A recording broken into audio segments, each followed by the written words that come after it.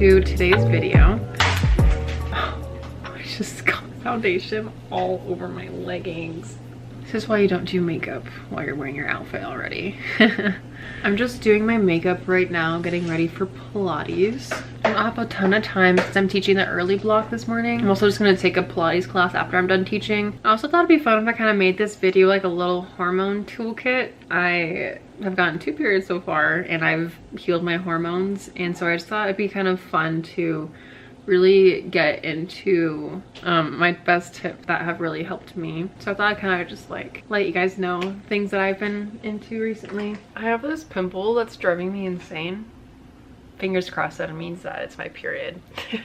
I'm starting to look at things like that as a good sign rather than beating myself up, you know? If I'm feeling bloated or feel like I'm just like having really low self-confidence, it makes me kind of realize like, oh, probably means I'm gonna start my period.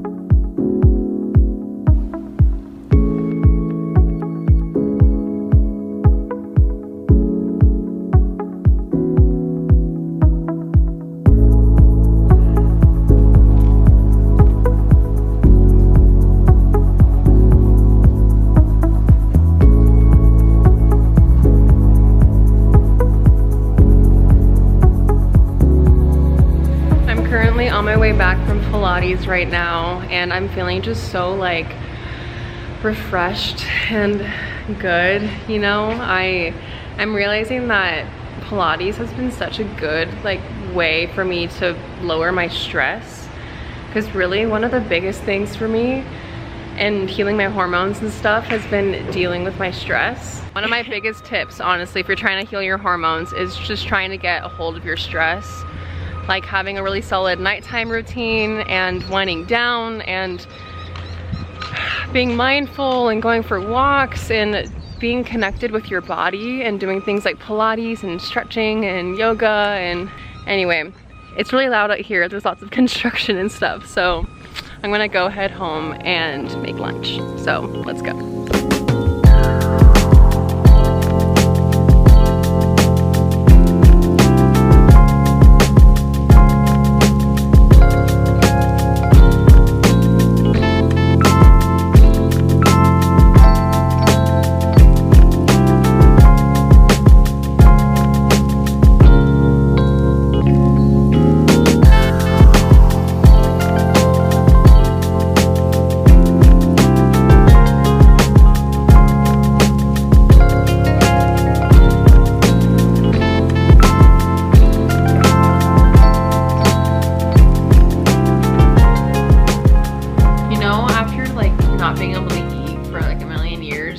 To go home and then make lunch and then go through all the effort of making lunch and then you finally get to eat.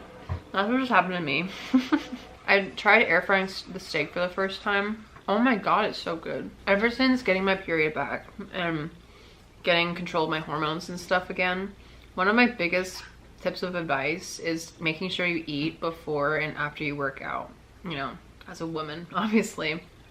Evan literally just did. I'm still mind blown that he did this, but he hiked 2 mountains just cause today. Like he hiked one and he was like, oh, it wasn't enough. He just like went and hiked another. I'm like here I am like exhausted after teaching and like ravenous after not being able to eat for like a couple hours. But then no, he did that all fasted. So he literally didn't eat breakfast until like 10. And I ate it at like 6. And so I'm just like, what? Men and women's bodies are different. Evan's just different than other people, I think. But so I'm making sure to fuel myself after I just worked out. I obviously didn't do anything super crazy. I just did Pilates. I don't even think I broke a sweat. But that's okay. I used to feel really guilty about not being able to, or times when I don't have like a super intense workout and I feel like I don't really like earn my food. But our bodies are constantly doing so much, like we require food at all times, you know, and like that's okay. If I had one lesson that would be my biggest hormonal health tip, it would be to fuel yourself properly.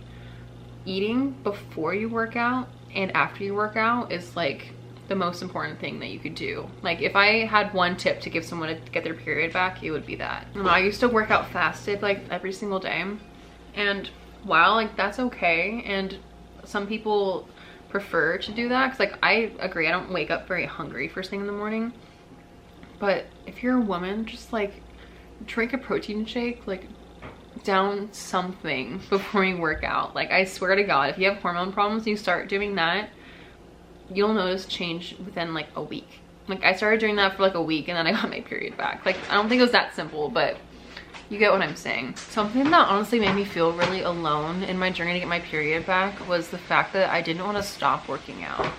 So many people online just say, hey, if you're trying to get your period back, then stop exercising completely and just focus on fueling yourself and all that. And while obviously you know how important I think fueling your body is and how important it is to like not overdo it, because that's what I was doing, was I was overdoing it. I think it's really important for people to understand that you don't have to stop exercising to get your hormones back on track.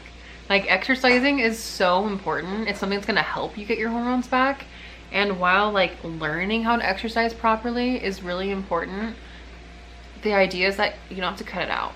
Like I just feel like that really irritated me, and like exercise can make your body better, you know? I don't know, I just feel really passionate about this, and I know I would have really benefited from someone doing this too. So if you check the description down below, I'm gonna throw in a free little toolkit for learning how to exercise properly, and tools to help you be able to get your period back or just get your hormones on track while also exercising, and tips and tricks that helped me. All right, I'm just about done eating, so Evan and I are gonna head to Home Depot to fix our shelves. So get the underwear out. All right, what are they looking like? What are you doing? All right. Are you trying to duct tape it? Oh my God. Look, it works. See, watch. Oh. All right, I think we gotta go to Home Depot. I think we do. On our way to Home Depot. Oh yeah. Do you think I talk about hormone stuff too much?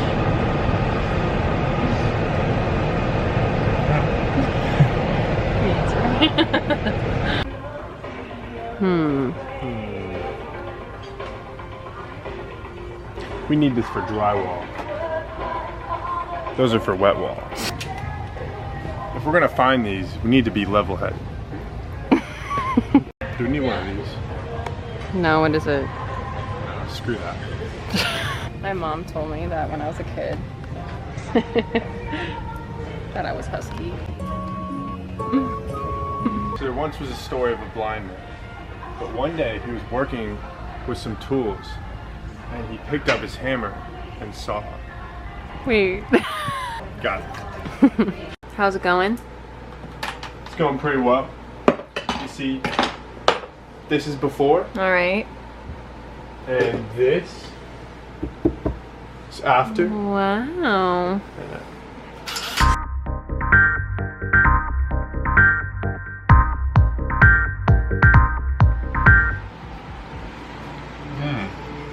Wow, that's really good.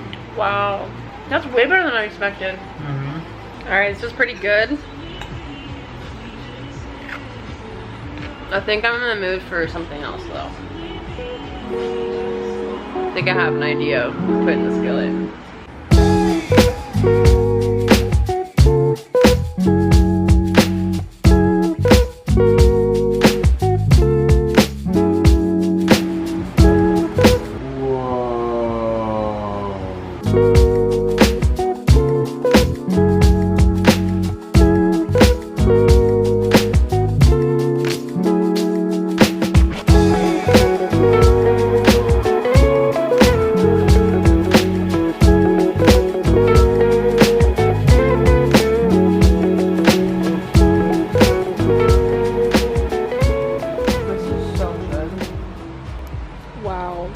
I can't believe this is healthy. There's literally nothing bad in this. Healthy baking has been our obsession recently. It's just crazy because with the right things, you can just make it taste like the real thing just so easily.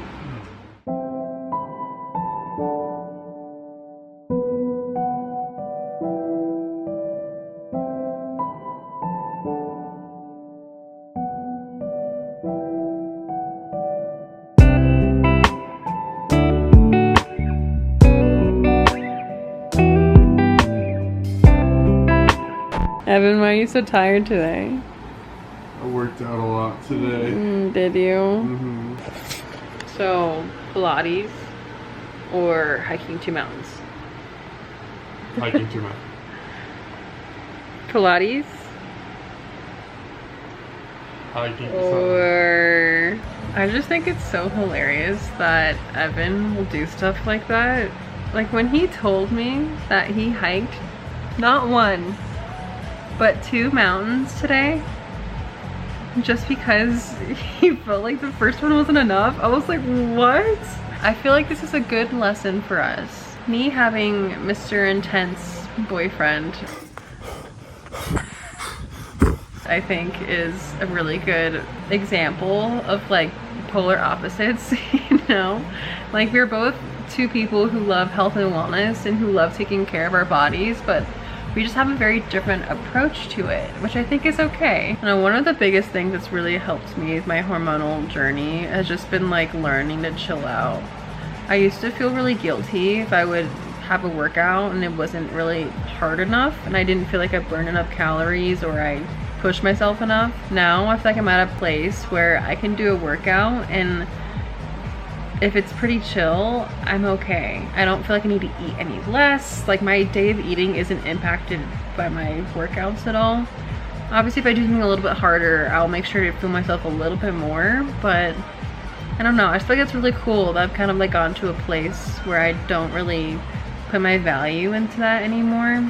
And I just feel like that's a good lesson for anyone else on a hormonal health journey as well. And obviously if you can push yourself, then do it if it feels good, and if it doesn't feel good, then don't do it. It doesn't need to be that serious. I think just moving your body is good enough.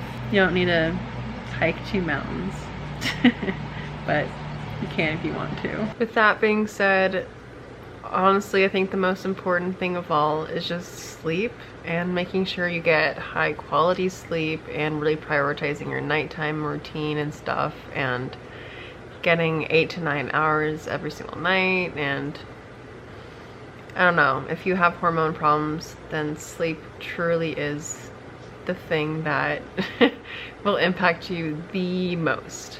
Good night.